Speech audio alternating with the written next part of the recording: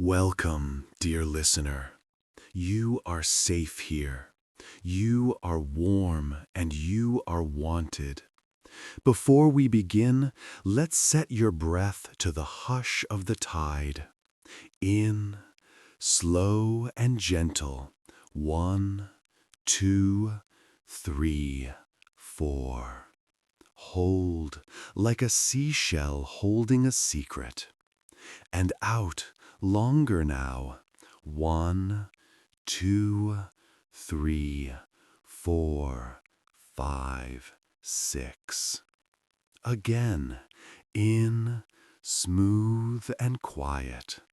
Out, unhurried, like foam sliding back across sand.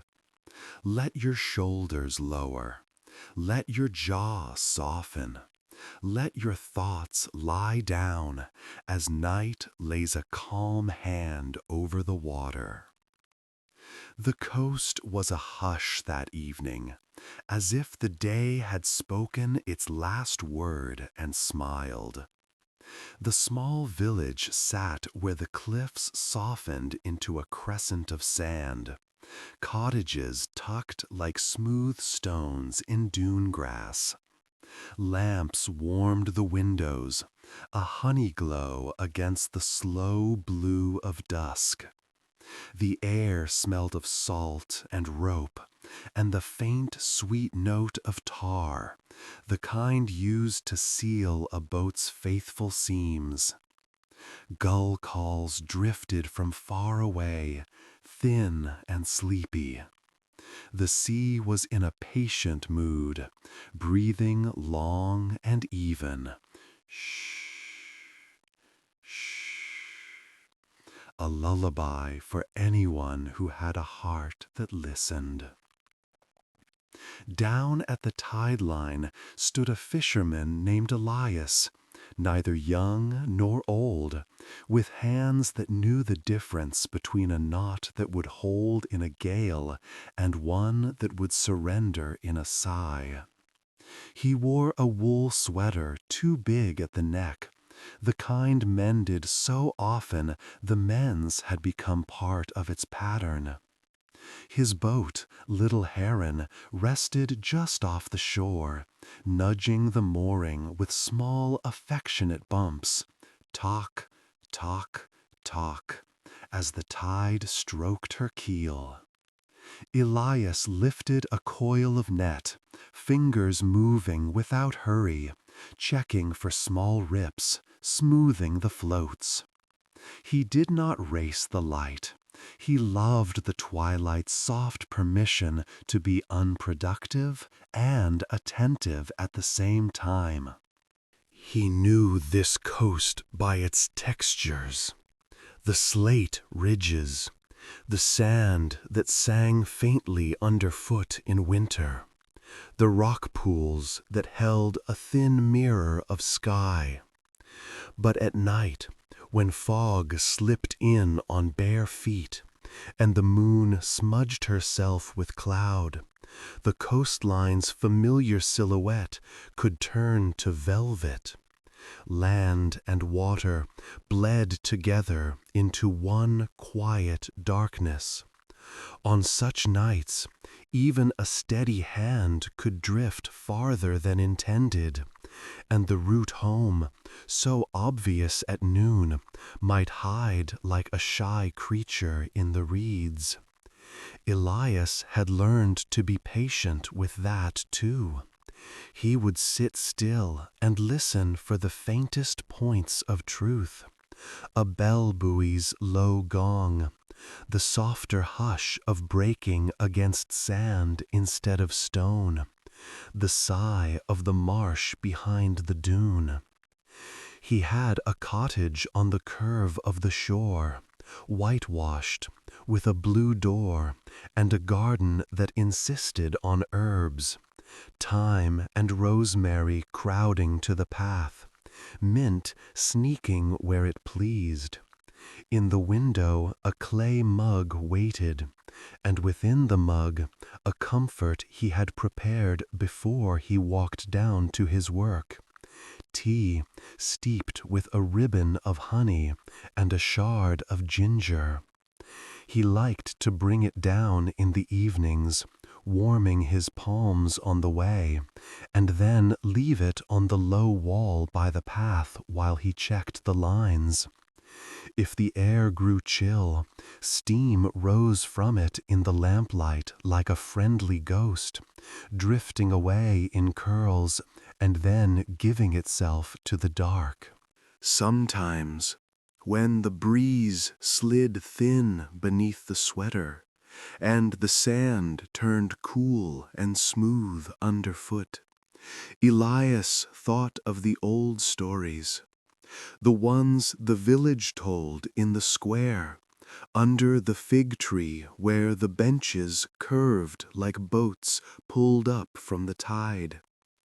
Stories of lights that lived under the water, not fishermen's lanterns caught in the swell, not the cold green of algae, but something kinder, the pearl lamps, the grandmothers called them, lanterns tended by those who sang in the hidden coves and combed their hair with mother of pearl. Not a warning, not a lure, no, not those harsher tales, but a guidance, a promise, a memory of home made visible. He did not say whether he believed those stories. Belief is a word with sharp edges. Elias preferred to listen. He listened to the progress of the night, season by season, learning how it wrote itself around the headland and folded into the channel. To anyone watching from the path, he was only a quiet figure with a net and a boat and a patience that outlasted many skies. But if you sat near him for a while, you might hear the way he used silence like a tool, the way a fine violinist uses pause as part of the music. On this evening, a thin lace of cloud drew across the moon. The horizon turned opal, then slate, then a softened kind of black, more like velvet than paint. The air was damp and forgiving, the sort that deepens aromas and calms the edges of thoughts. Elias tied off the net and leaned against the boat's side. He sipped his tea, now only warm, and watched the tide lay a glossy line across the sand, then lift it away again. Shh, hush, hush, shh. He could hear the village laughter faintly from above, a few notes of a violin, then the blur of voices knitting themselves into the evening. "It will be fog," he said, to no one in particular, and the sea agreed with a small lick against his boots. Fog meant slower rows, softer eyes. Fog asked you to trade certainty for trust.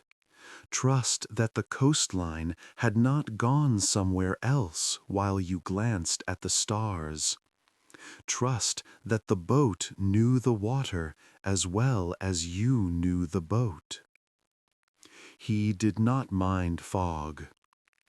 He had a lantern fitted at the bow, a plain, sturdy thing that burned with a yellow candle flame. It was enough to see his hands and the first shape of a wave. It was enough to say, "I am here." But the sea had her own ways of answering. Just beyond the little shelf where the sand darkened, near the place where kelp tatted itself into delicate scrolls, a softness bloomed. Not like firelight, there were no edges, no flicker. It rose like breath from a sleeping seal, like the inside of a pearl catching a secret moon. A pearly shimmer that was more suggestion than fact. Elias did not startle. He watched as he always did.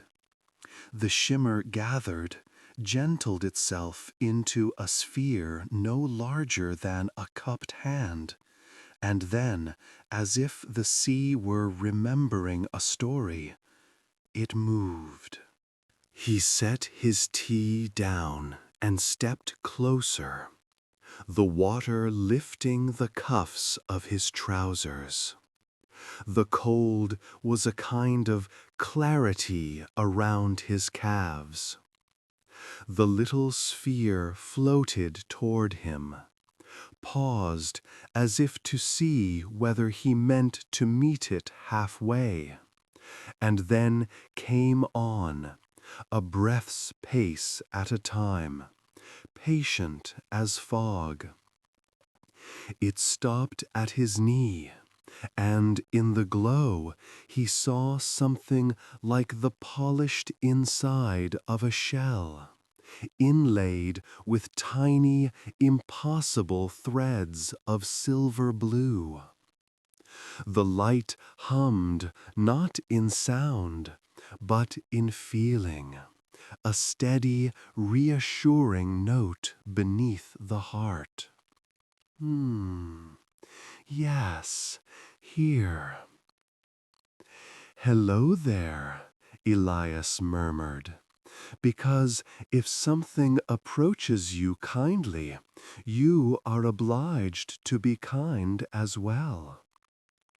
The sphere answered without words, and then the water beside it swirled. No splash, only a slow spiral of velvet, where the moon had painted the tide.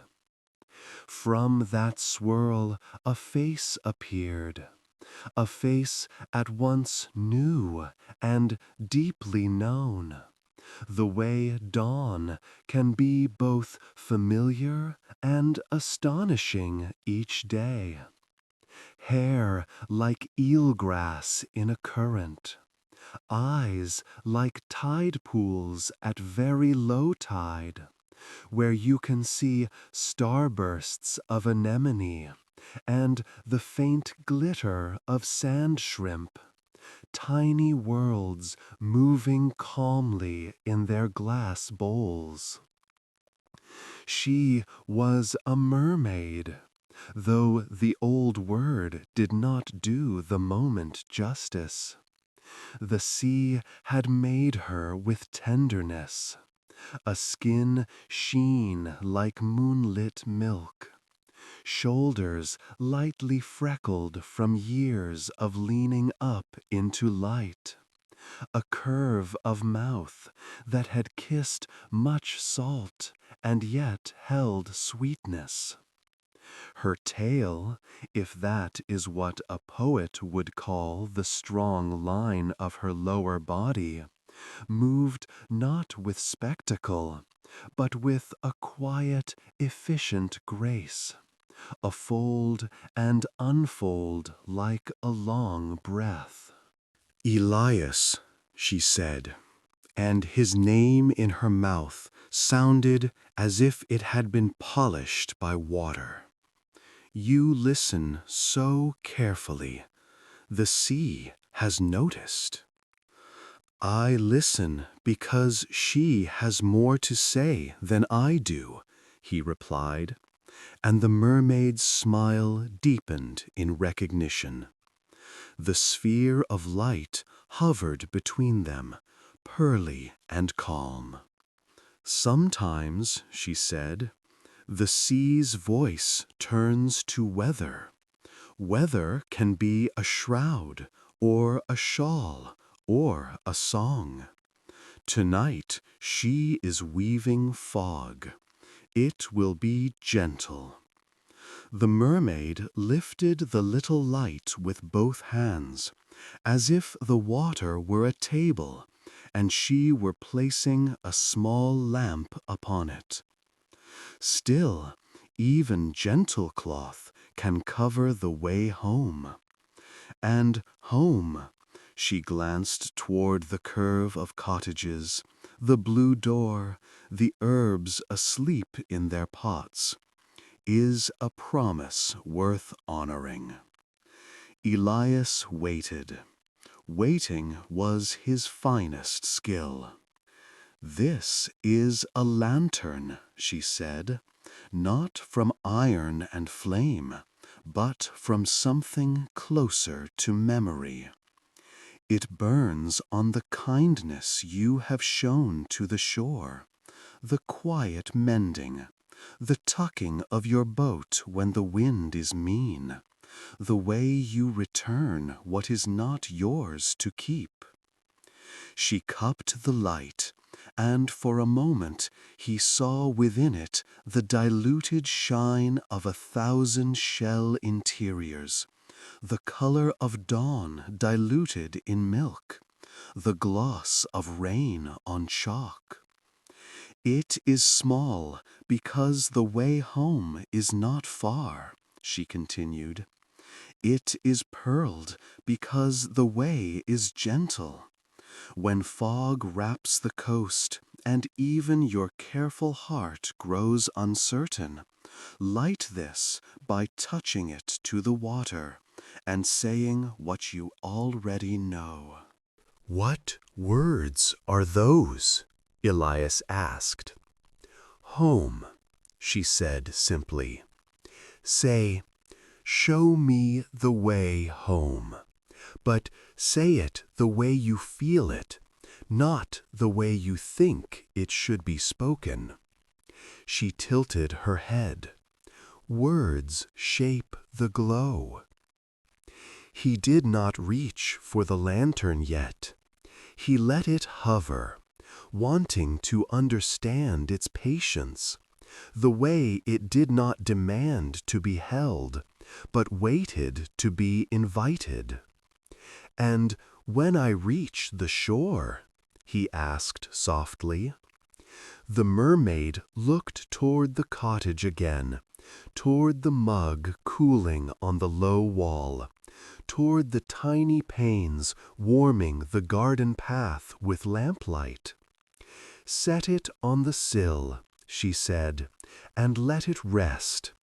It will dim to a pearl in daylight, like a memory folded into a pocket. It prefers to sleep when you sleep. Lamps are wiser than we think." A sliver of mist slid in from the channel.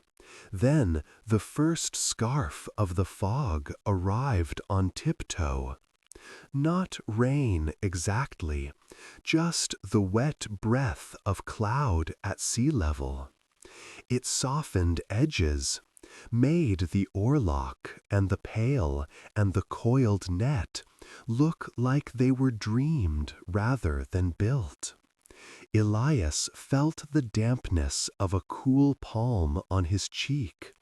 He looked at the mermaid, and she looked at him, and that was the only vow either of them required. "May I?" he asked, and he reached toward the light.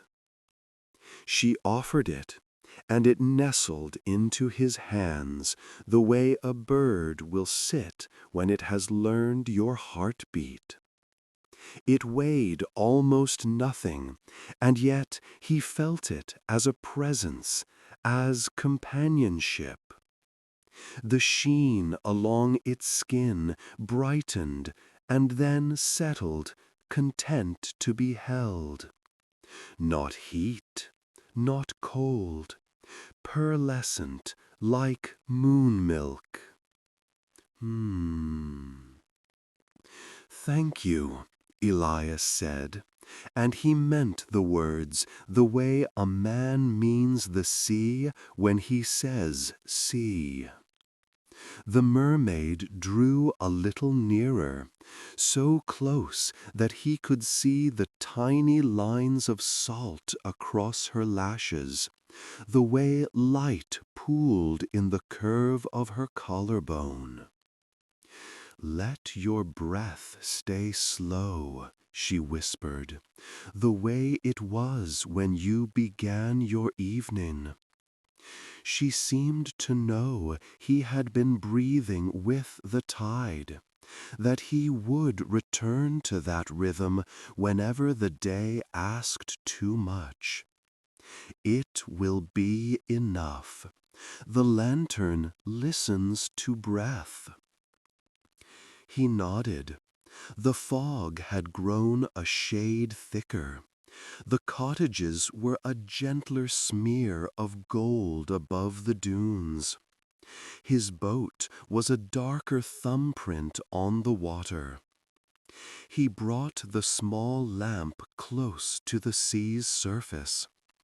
It answered with a brighter bloom. No flash, no drama, only more of itself. He didn't need it now. He only wanted it to know his hands. He lifted his gaze to the mermaid, to ask 100 careful questions, but she was already dimming into the water, the way music fades, still present, still shaping the air, even as silence cakes the room. "Good night, Elias," came her voice, small as a shell's whisper, and just as sure. "Good night, listener." "Good night," he returned, and the fog tucked the word away like a note in a sleeve. He stood with the little lamp and listened again to the hush of the tide, feeling its calm measure returning to his own chest. In, slow and gentle. Out, longer, softer. The coastline may blur, he thought, but the heart remembers lines the eye forgets. Above him, the cottage window waited like a promise, a square of warm honey against the deepening blue. He tucked the pearled glow into his pocket, where it made no bulge, only a sense, like a steadying hand between his shoulder blades, guiding him up the path. As he climbed, sand gave way to grass, and grass to the low stone steps. He reached the blue door and paused, not from worry, but from gratitude. He looked back. The fog had smoothed the beach into a single soft breath, and the sea, mothering and vast, kept on breathing. Shh, hush, shh, hush. Elias touched the door latch, and the lantern in his pocket pulsed once. Yes, home, and then settled.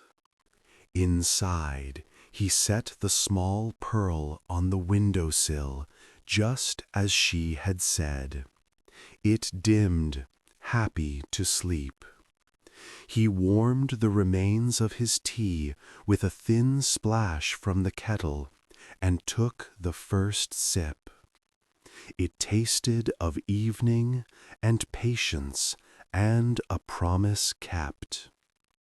In the next room, his bed stood turned down, sheets cool and ready.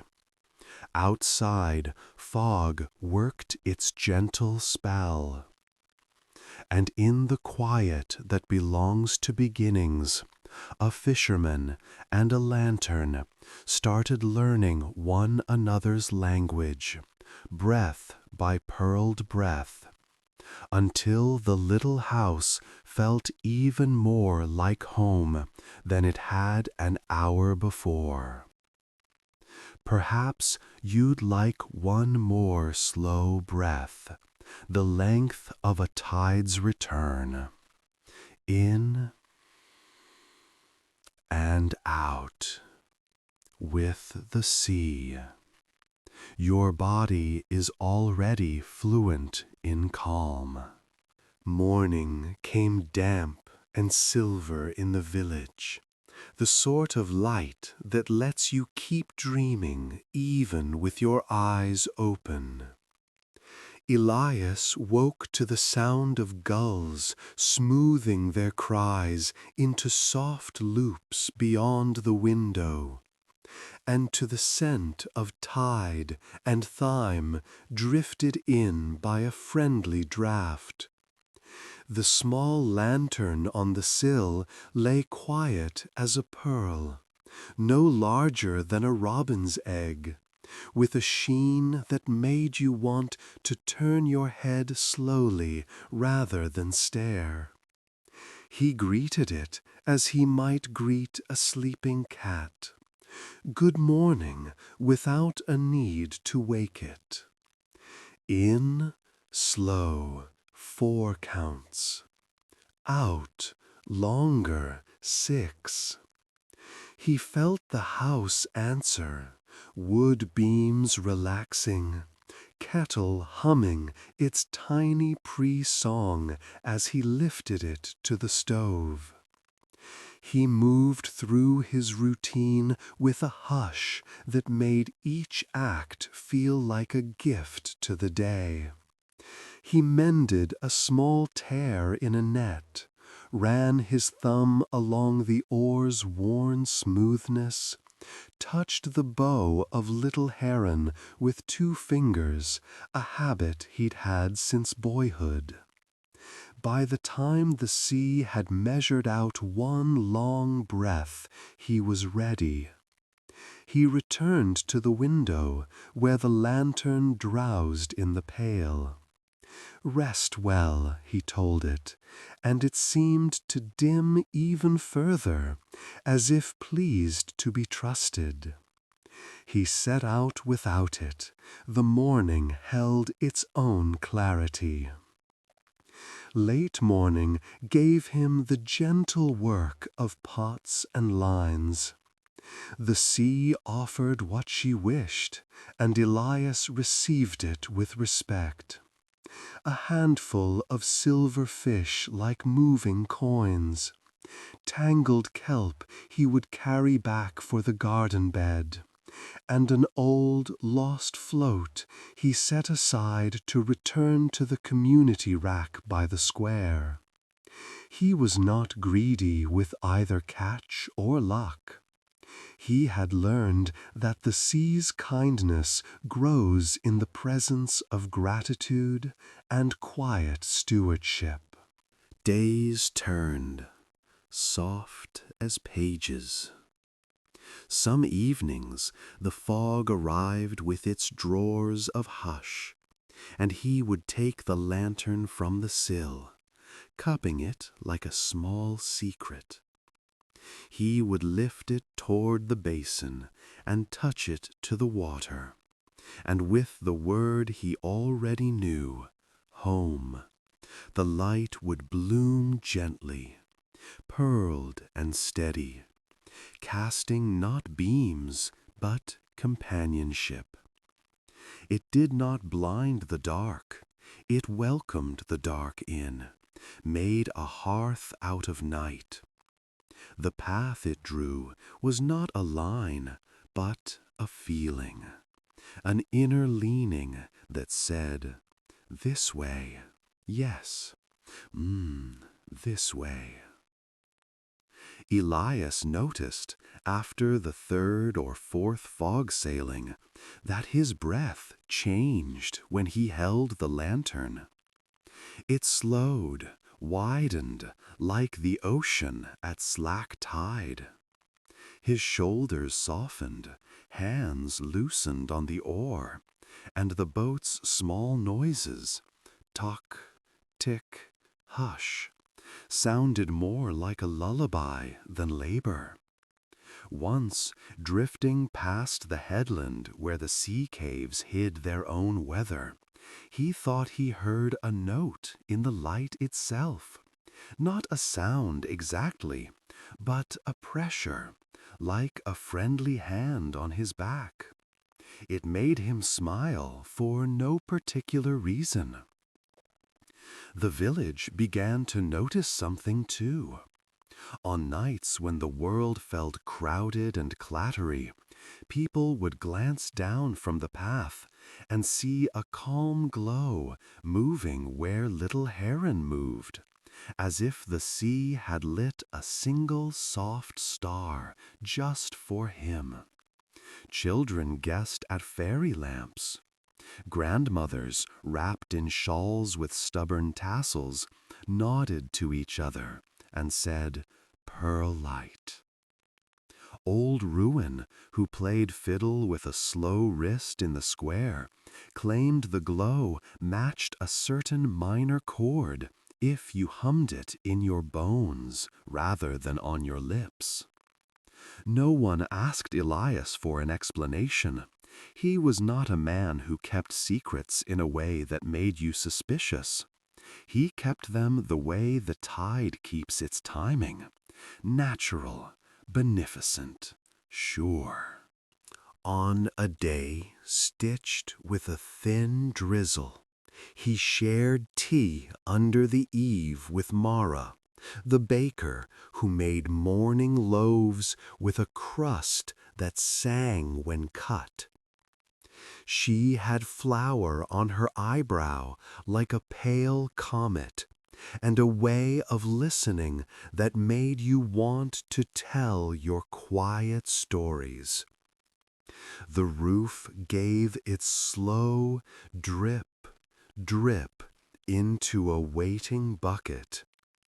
They spoke of yeast that misbehaved during storms, of Rosemary's habit of surviving even mean winters, of how the gulls sometimes flew inland hours before a wind, and how the village had learned to read that wing language as weather. "Your boat looks more at ease lately," Mara observed, not as a question, but as a kindness. "Maybe I look more at ease," he answered. He did not tell her about the mermaid's whisper, about the calm that the lantern set in his chest like a stone warmed by the sun. He didn't need to. She noticed without knowing, and that was its own kind of seeing. One evening, a wide weather came. Not loud, no cracks, no teeth, but deep and definite. A shawl of rain traveling with the patience of a story told by an elder.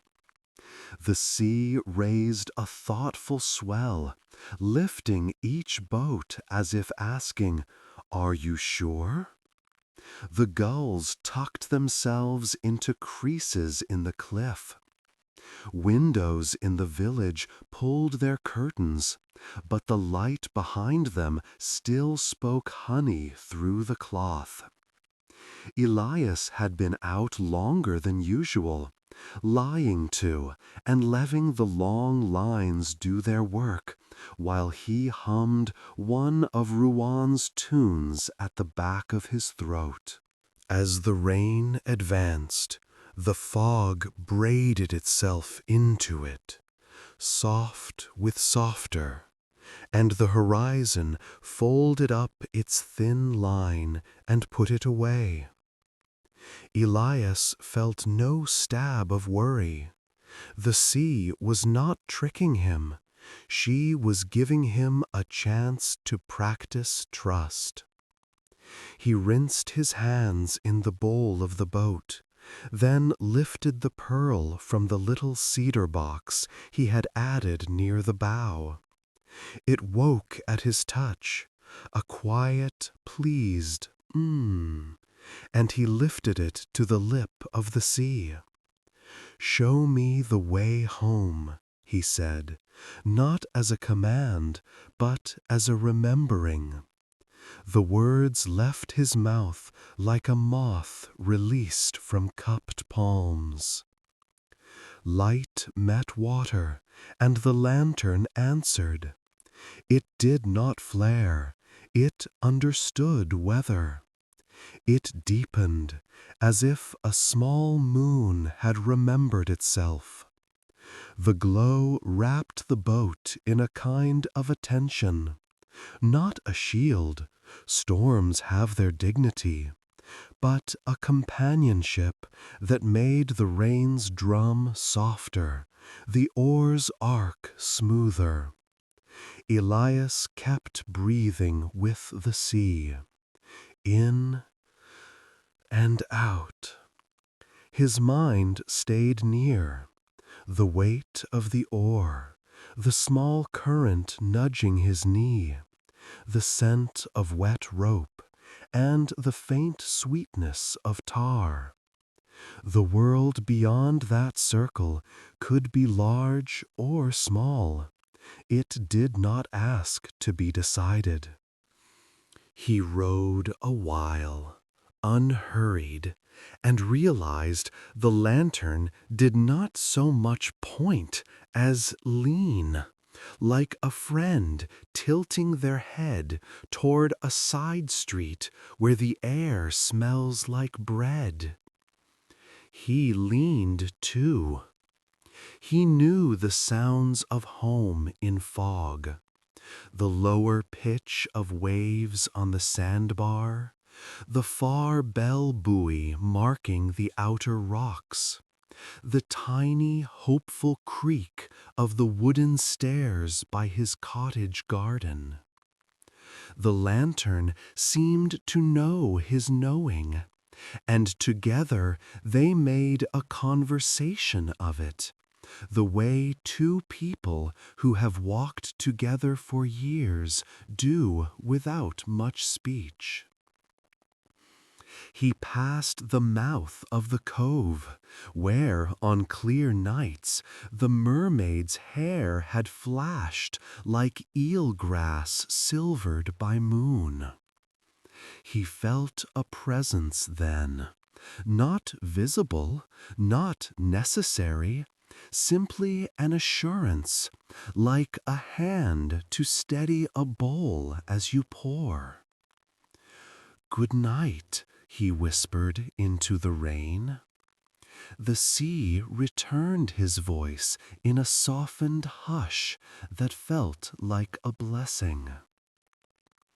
When little heron's keel finally kissed the familiar sand, took, low and fond, Elias felt the lantern's glow ease, as if it, too, exhaled.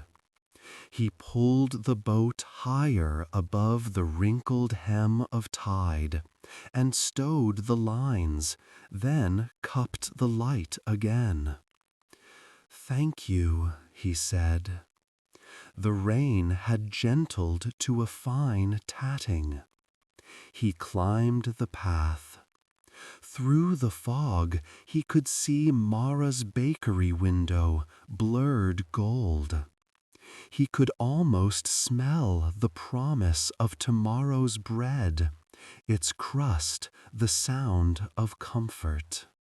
At his blue door he paused, as had become his habit, and let his breath count itself. In for 4, pause for 2, out for 6.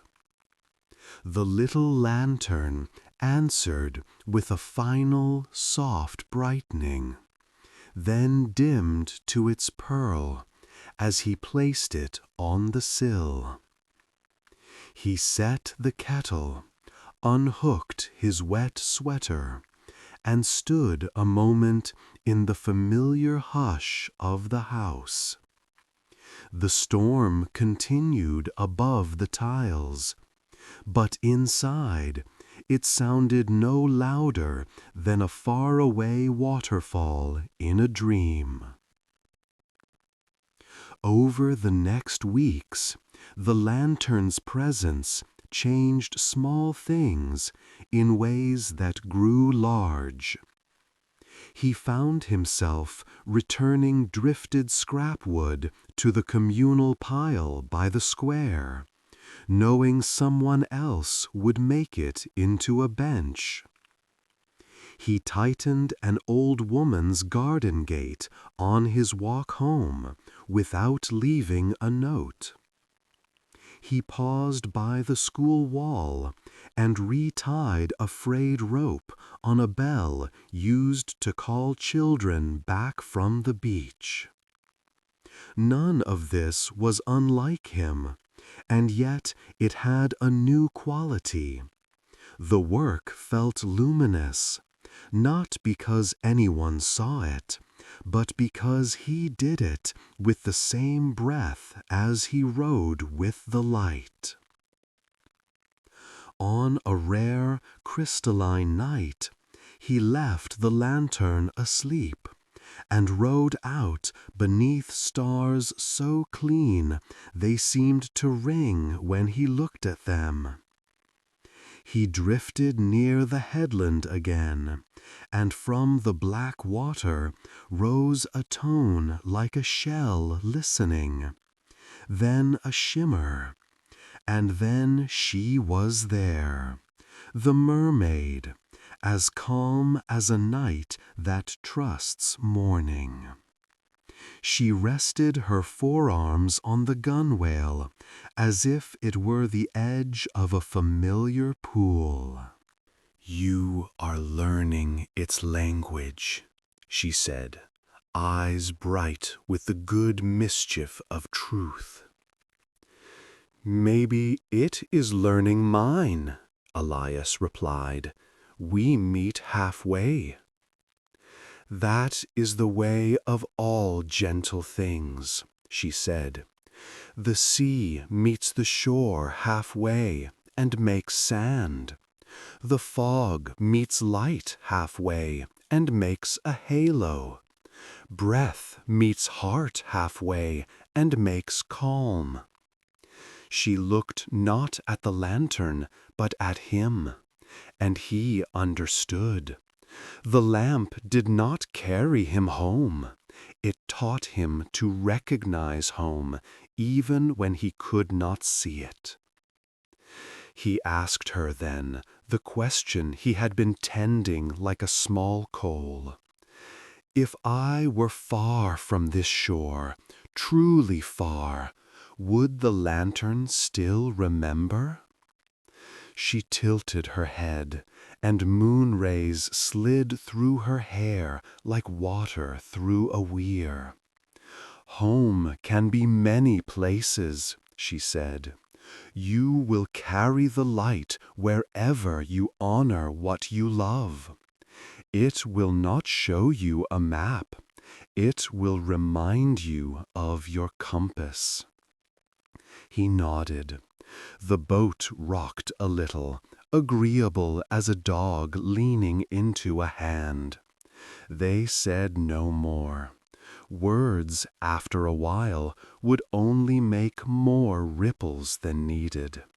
The mermaid slipped backward with a neat fold and unfold, leaving the least possible disturbance.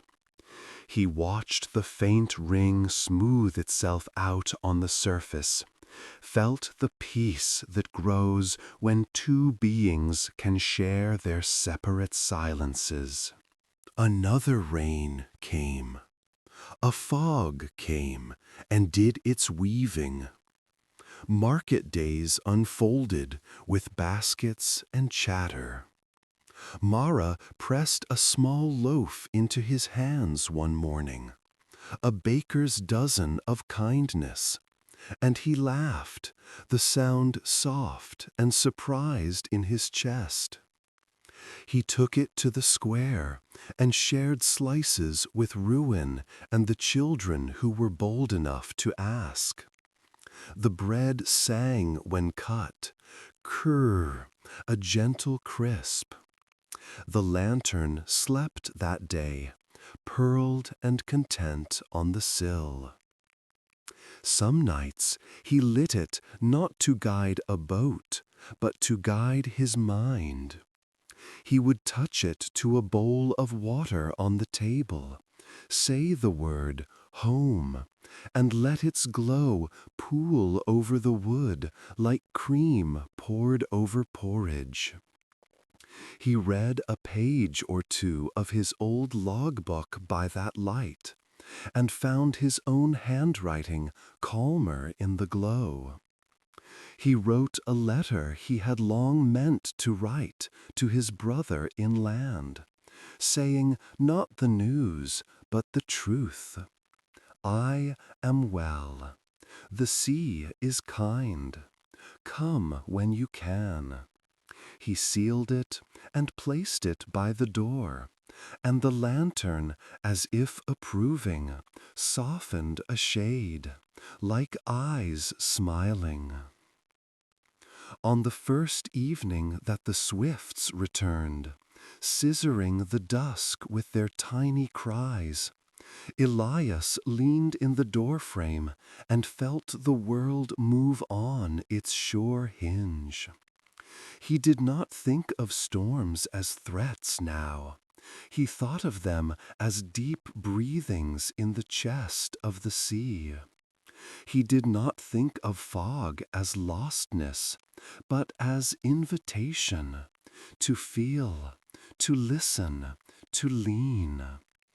The lantern, small and pearlescent, had become less an object than a companion, a presence that reminded his bones of what they knew already, that rhythm and kindness are the truest bearings. If you like, breathe with him now. In, 4. Hold, small and sweet. Out, 6, like mist leaving a meadow. Your mind can drift the way his boat drifted, kept safe by the quiet glow, guided not by pushing, but by leaning toward what feels like home. And so the days and nights continued, a tender pattern of work and rest, fog and clarity, listening and being heard. Elias tended the sea, and the sea tended him, and between them lay a small lamp with a pearly light, patient as the moon, faithful as the tide. Night returned in its unhurried way, like a shawl drawn up over a pair of resting shoulders. The village dimmed to ember points, one window here, another there, until the hillside looked like a constellation had decided to live in cottages for a while. Elias set a loaf from Mara on the table, broke the end with his thumbs, kurr, a soft song, and tucked a slice into a cloth for tomorrow. He washed his hands in a basin, the water cool and round in the bowl. On the sill, the small lantern waited, pearl quiet, as if it had listened to all the day's small kindnesses, and now wished to hum back. "Shall we go down?" he said, not because he needed the lamp tonight, but because walking to the shore at day's end had become part of the way his thoughts put themselves away. He lifted the lantern and felt its weight, or rather its presence, the way you feel a familiar's paw in your palm. Outside, the path gave a little underfoot, that gentle cushion of sand and grass that tells your feet the earth is willing to hold you. At the beach, the world was almost monochrome, a calm bruise blue with a trace of milk at the horizon. The tide was in a listening mood. It breathed evenly. Shh, hush, shh, hush. And the air tasted of salt and something faintly sweet, as if the sea had been dreaming of flowers. Elias sat on the low wall by the path, placed the lamp beside him, and kept his back long, his shoulders soft. He let his breath match the ocean, in for 4, hold for 2, out for 6. He felt the wide quiet begin to collect, like a pool drawing itself together after a pebble drop. He did not call for her. He never did. But when the sea chooses to speak in faces rather than in sounds, it is a gift to look up and meet it. A soft wave curved in and lifted away again, and within that curve the mermaid rose, composed and silvered, the moon a faint glaze across her skin. She rested her hands at the waterline, fingertips touching the reflected stars so lightly that they barely trembled.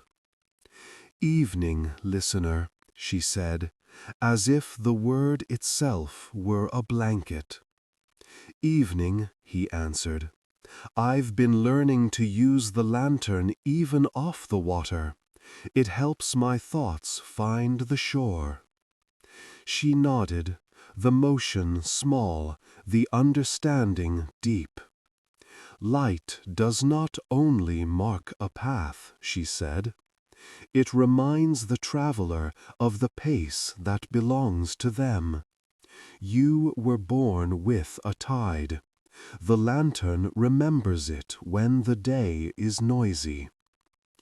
They were quiet together, a kind of communion made of shared attention. After a time, she glanced toward the village and then back to him. "There will be nights when you will not need to lift it at all," she said. "You will inhale, and your own chest will glow enough to make the next step obvious. When that happens, the lamp is no less. It is fulfilled. Pearls are made of patience. They love to rest." Elias smiled, that private boatman's curve of mouth that means yes without words. He looked down at the sphere, soft, pearled, uninsistent, and then back to her. "Would you like to rest here tonight?" he asked, meaning the sea, meaning the quiet, meaning the shared breath. "I always rest here," she replied, and the answer made a pleasing sense in his chest. The sea does not travel to find the shore. The shore comes to it in each wave. A longer hush formed. the kind you can lean your thoughts into. Somewhere far down the beach, a shell tipped and rolled with a mild tuk. A sandpiper dreamt and peeped once in its sleep. Overhead, a moth bumbled against a dune grass stem and settled.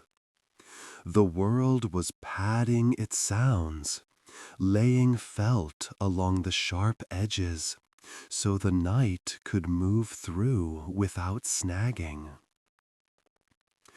Elias touched the lantern to the lip of the sea, not to ask for anything, just to say good evening in the lamp's own language. A gentle bloom answered, the pearly light like breath exhaled into dawn.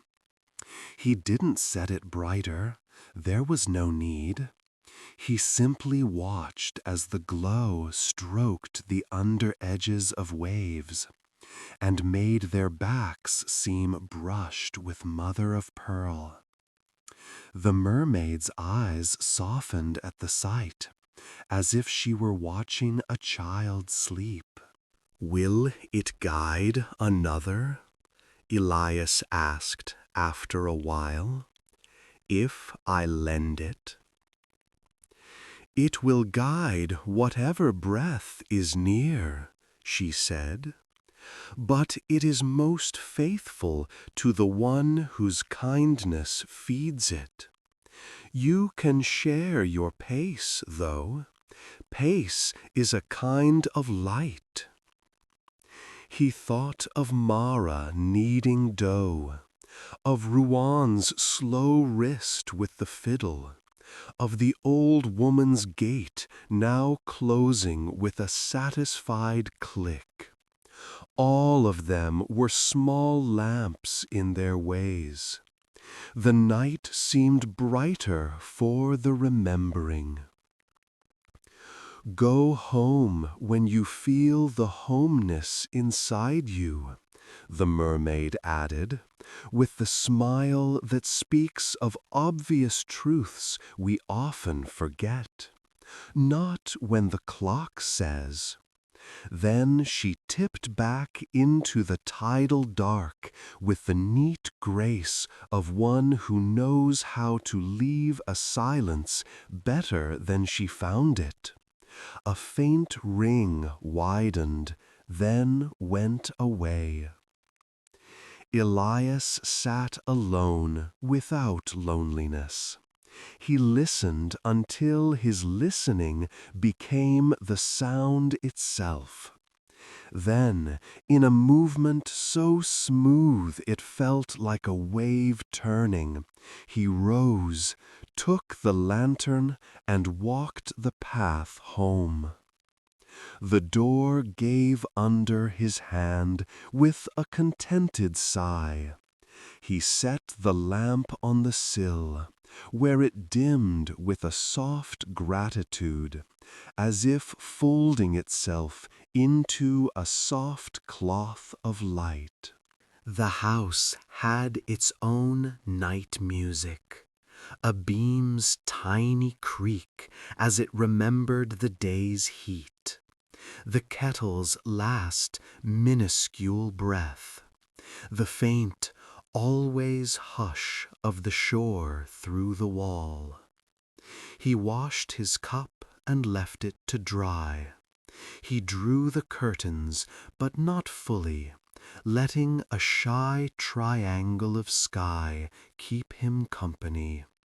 He turned back the covers, the linens cool as pond shade, and sat at the edge of the bed. If you wish, come sit there with him now. Feel your feet on the floor, the simple, honest press. Let the ankles unlace, the calves soften like sand after a wave has gone. Breathe in gently for 1, 2, 3, 4.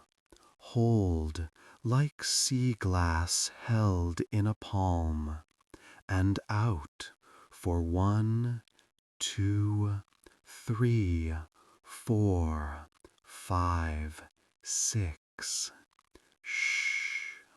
Again in, noticing the tiny lift beneath the ribs. Out, noticing the warm gentling in your belly.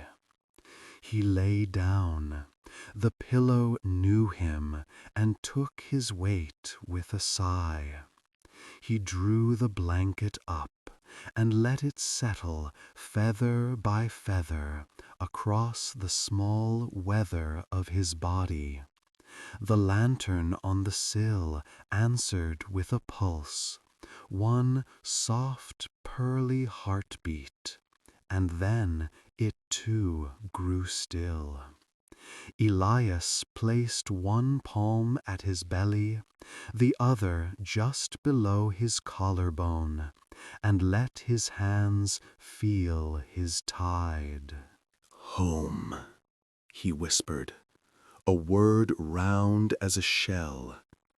He did not mean coordinates. He meant the way his breath made space where space was needed. He meant the way his chest rose like a slow wave and sank like a gentle shore. He meant the lamp's patient glow and the mermaid's sure voice and the easy strength of wood and rope. He meant the hush that held all of it. Let your breath find that shape. In 4. Hold 2. Out 6. If thoughts arrive, let them be like boats you wave to from the pier. Hello, safe passage, and there they go, their little wakes smoothing back to glass. If a feeling comes, warm, cool, a tightness, a looseness, notice it the way you notice a change in the tide. Not to fix, only to understand. The lantern is small, remember, because the way home is not far. Now, a gentle inventory, a traveler's map of softness. Begin at the crown of your head. Imagine the pearly light resting there, as quiet as fog on dune grass, smoothing the little furrows of the day. Let it float down to your forehead. Notice the space behind the eyes, a tide pool at low water, still and clear.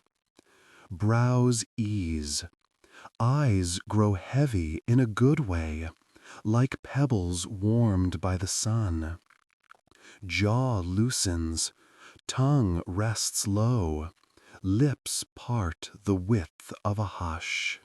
Neck long and free, as if someone set down a bundle you forgot you were carrying. Shoulders melt like wax getting drowsy near a candle flame. Upper arms soften, elbows unhook, forearms, wrists, palms grow pleasantly weighty, the fingers a fan of quiet. If you feel a tingle, a fizz, that is only the sea in you saying yes.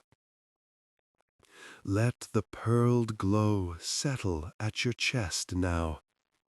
Imagine it spreading like cream poured over a bowl, slow, generous, smoothing every place that worked hard today. Behind the sternum, a small harbor opens, boats at mooring, their gentle talk in the night. lines secure.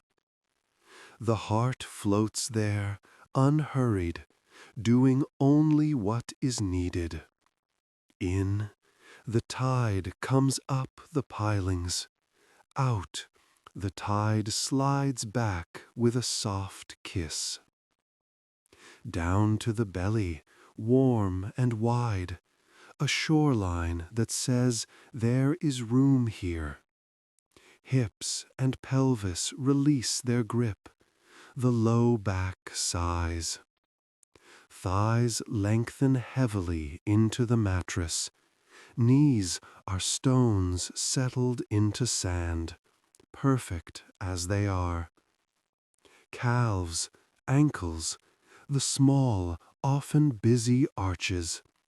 Toes unfurl like tiny flags at the end of the day, then rest. The whole body is a beach at night, and the sky has come down to place stars where muscles used to be. If a thought tries to lift you, imagine the lantern's light rounding its corners, making it soft enough to set down on the table for later. If a feeling asks for attention, give it the kind that does not pry. A warm look across the room. Anne, I know you. We can talk tomorrow. Let the quiet gather itself. Outside, a very mild rain begins, the kind that makes roofs purr. It threads itself through dune grass and along the stone path, writing tiny, friendly lines as it goes. The sea reads them and answers with deeper hushes. The world is working on your behalf to keep noise small tonight. Listen. The house, the tide, your breath. 3 instruments, 1 song. In, 4. Hold, 2.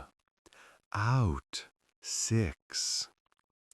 If counting fades, let it. The body knows the lyric by heart. Elias, already sliding toward sleep, turns his face a fraction toward the window. The lamp, sensing the nearness of dreams, dims even more, until it is only the idea of light, which is sometimes the best kind.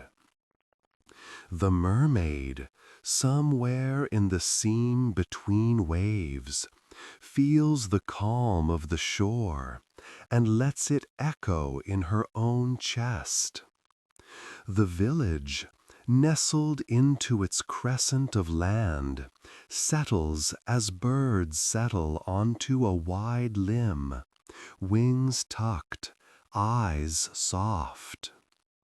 You are in that village now. No rush, no musts, only this breathing, this gentle, pearled remembering of home. Let eyelids grow heavier, a soft drift of sand over the day's footprints. Let the mouth relax, edges smoothed by a small, kind smile. Let the lantern take the watch. It likes this part. Shh. If sleep knocks, open without asking who's there.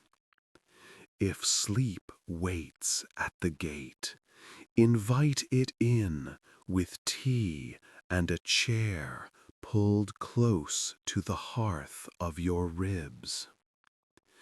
If sleep is already inside, tip your head and follow. Shh. Good night, dear listener. The way home is lit. The way within is lit. You are held. You are safe. Rest now.